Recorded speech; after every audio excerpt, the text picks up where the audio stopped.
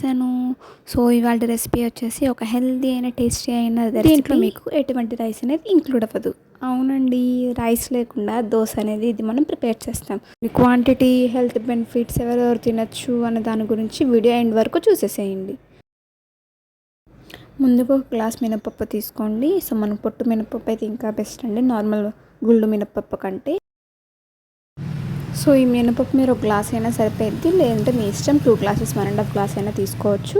So ఇప్పుడు ఇవి బాగా 2-3 సార్లు శుభ్రంగా వాష్ చేసుకొని తర్వాత దానికి తగినన్ని నీళ్ళు పోసి ఒక రాత్రంతా నానబెట్టండి, లేకపోతే 6 to 8 అవర్స్ వరకు నానబెట్టండి, సరిపోయిద్ది.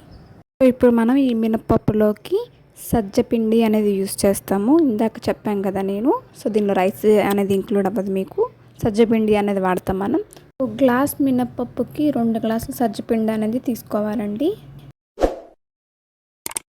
సో నెక్స్ట్ ఈ నానబెట్టే మినపప్పు అనేది మనం నీట్గా బాగా వాష్ చేసుకొని మట్టి అనేది ఏం లేకుండా చూసుకొని సో అవి మనము మిక్సీ జార్లోకి ట్రాన్స్ఫర్ చేసుకుంటామండి. సో ట్రాన్స్ఫర్ చేసుకున్న వాటిల్లో సజ్జపిండి అనేది వేస్తాము. సో ఇందాక మెజర్ చేసుకున్నాం కదా, గ్లాస్కి 2 గ్లాసులు. సో పిండి అనేది తీసుకుంటాం. దీన్ని వాష్ చేయాల్సిన అవసరం లేదు పిండిని. సో డైరెక్ట్గా పిండి అనేది వేసేసేయచ్చు, మీరు జల్లేయాల్సిన అవసరం కూడా లేదు.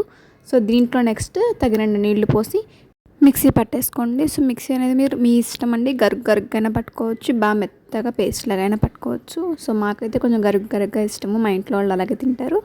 సో నేను అలాగే మిక్సీ పట్టేసాను గరుగ్గా.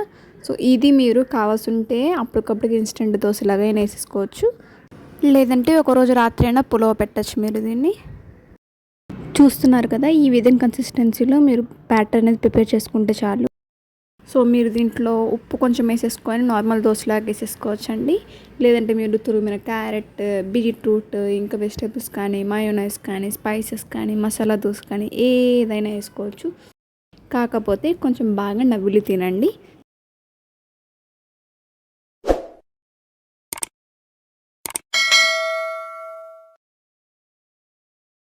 సో ఇప్పుడు దీని హెల్త్ బెనిఫిట్స్ అండ్ ఎవరెవరు తినచ్చు అనే దానికి వస్తే, సో పెద్దవాళ్ళు తినచ్చు, చిన్నపిల్లలు తినచ్చు, ఎవరైనా తినచ్చు అండి దీన్ని. దీంట్లో మీకు ప్రోటీన్, కాల్షియం, ఐరన్, మెగ్నీషియం అనే న్యూట్రియన్స్ ఎక్కువ క్వాంటిటీలో ఉంటాయండి. దీనిలో మీకు ఎటువంటి రైస్ అనేది ఇంక్లూడ్ అవ్వదు కాబట్టి డయాబెటిక్ ఉన్న వాళ్ళు తినచ్చు, వెయిట్ లాస్ అవ్వాలి అనుకున్న వాళ్ళు తినచ్చు. సో చాలా హెల్తీ రెసిపీ అండి ఇది.